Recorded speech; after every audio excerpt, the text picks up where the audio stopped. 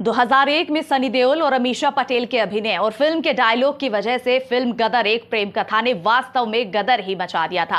अब एक बार फिर से इस फिल्म के सीक्वल की झलक सिनेमा घरों में पेश की गई। आपको बता दें कि फिल्म गदर 2 11 अगस्त को रिलीज हो रही है, जिसका फैंस को बेसब्री से इंतजार है।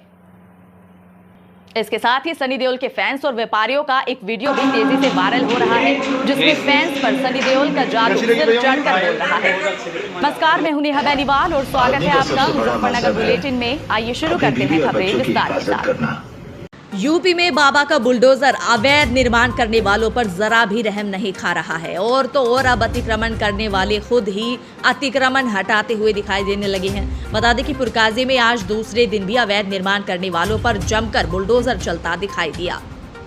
जुलाई माह में कांवड़ यात्रा की तैयारियों को लेकर प्रशासन ने अभी से कमर कसनी शुरू कर दी है। बता दें कि आज जिलाधिकारी अरविंद मल्लप्पा बंगारी के नेतृत्व में एक मीटिंग आयोजित हुई, जहां एसएसपी एडीएम नरेंद्र बहादुर सिंह व सीओ मंडी हिमांशु गौरव भी मौजूद रहे। मीटिंग में कांवड़ यात्रा को लेकर आवश्यक दिशा निर्देश दिए गए। तितावी से एक सड़क हादसे की खबर सामने आई है। बता दें कि तितावी थाना क्षेत्र में एक अनियंत्रित ट्रक और ट्रैक्टर ट्रॉली की भिड़ंत में एक महिला की मौत हो गई, जबकि आधा दर्जन लोग गंभीर रूप से घायल हो गए, जिन्हें अस्पताल में भर्ती कराया गया है। बताया जा रहा है कि ये लोग ट्रैक्टर में सवार होकर सत्संग में जा रहे थे। गैंगस्टर संजीव जीवा की पत्नी पायल माहेश्वरी को सुप्रीम कोर्ट से राहत नहीं मिली है। बता दें कि पायल माहेश्वरी ने सुप्रीम कोर्ट में याचिका दायर कर जीवा की 13वीं तक पुलिस कार्रवाई से राहत देने की मांग की थी। कोर्ट ने इससे इनकार कर दिया। बता दें कि पायल गैंगस्टर चार्ट में नामित एक गैंगस्टर है। यही वजह है कि उसने गिरफ्तारी से राहत के लिए सुप्रीम कोर्ट का रुख किया था। उत्तर प्रदेश की पुलिस अब लुटेरी भी हो गई है। यकीन न हो तो कानपुर देहात पुलिस के कारनामे ही देख लीजिए। यहाँ एक थाने में तैनात एसएचओ और दरोगा ने सर्राफा कारोबारी से चांदी ही लूट ली।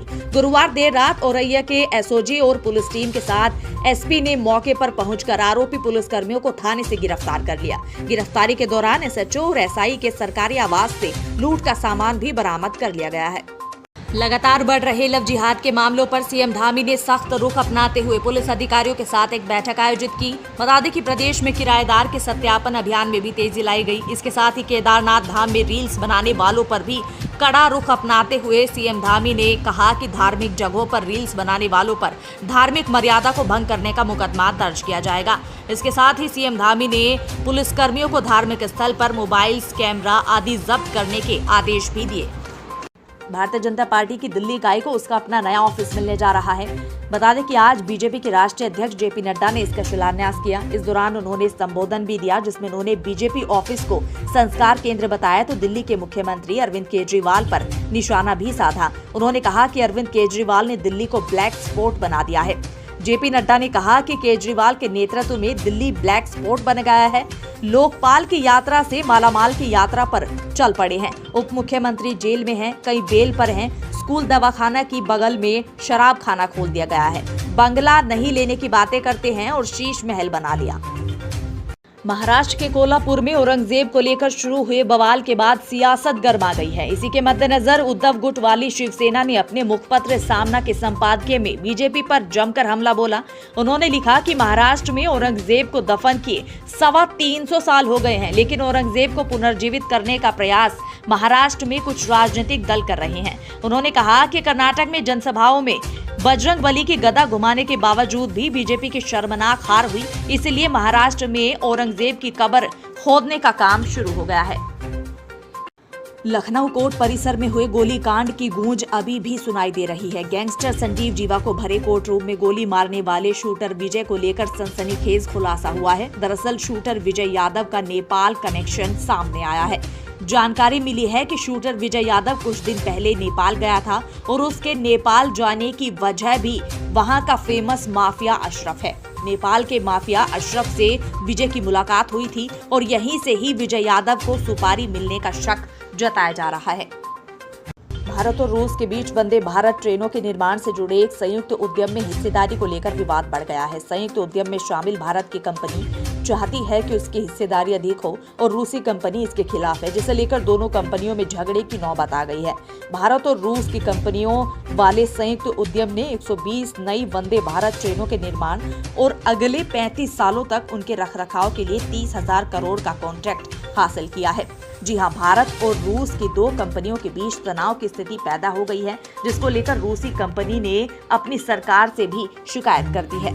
माफिया अफजाल अंसारी पर गाज गिरी है। अफजाल अंसारी का सरकारी आवास खाली कराया गया है। बता दें कि लोकसभा की सदस्यता जाने के बाद आवास खाली हुआ है और 22 जनपद पर अफजाल अंसारी को आवास मिला था।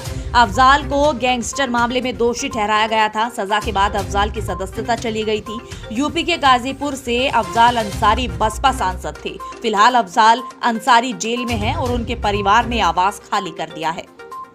एनसीपी के नेता शरद पवार को व्हाट्सएप पर धमकी मिली है। शरद पवार को धमकी मिलने के बाद उनकी बेटी सुप्रिया सुले इसकी शिकायत लेकर मुंबई पुलिस कमिश्नर से मिलने उनके दफ्तर पहुंची। सुप्रिया सुले ने शरद पवार को धमकी मिलने की जानकारी देते हुए कहा है कि एक वेबसाइट के जरिए धमकी मिली है। इसकी शिकायत लेकर शरद पवार की बेटी सुप्रिया सुले मुंबई पुलिस कमिश्नर के दफ्तर पहुंची। इसके साथ ही सुप्रिया सुले ने कहा कि मुंबई पुलिस से न्याय मांगने आई हूं। इसके अलावा आपको बता दें कि संजय राउत के भाई को भी धमकी भरा फोन आया है। एआईएमआईएम के प्रमुख असदुद्दीन ओवैसी ने महाराष्ट्र के कोल्हापुर की घटना को लेकर बीजेपी पर निशाना साधा है। उन्होंने कहा है कि जब आपने 44 संगठनों पर प्रतिबंध लगा दिया है और गैर कानूनी गतिविधियों की रोकथाम अधिनियम की पहली अनुसूची में इसका उल्लेख किया है, तो इसी तरह औरंगजेब, बाबर, खिलजी, बहादुर शाह जफर, शाहजहां, जहांगीर जैसे नामों पर भी प्रतिबंध लगाए और उन्हें एक सूची के रूप में उल्लेखित करे कि इनके नामों का उपयोग नहीं किया जा सकता। इसके अलावा असदुद्दीन ओवैसी ने कहा कि बीजेपी महाराष्ट्र में मुसलमानों को बदनाम कर रही है। ओवैसी ने कहा कि अगर फोटो लगाना अपराध है तो बताइए कि भारतीय दंड संहिता की किस धारा में यह अपराध बताया गया है। यौन उत्पीड़न के आरोपों में घिरे कुश्ती संघ के अध्यक्ष और बीजेपी सांसद ब्रजभूषण सिंह की मुसीबतें और बढ़ सकती हैं। ब्रजभूषण सिंह के खिलाफ इंटरनेशनल रेफरी जगबीर सिंह ने गवाही दी है। उन्होंने मीडिया से बातचीत करते हुए कहा कि एक महिला पहलवान ने खुद को ब्रजभूषण से छुड़ाया था। वह ब्रजभूषण को धक्का देकर दूर हो गई थी।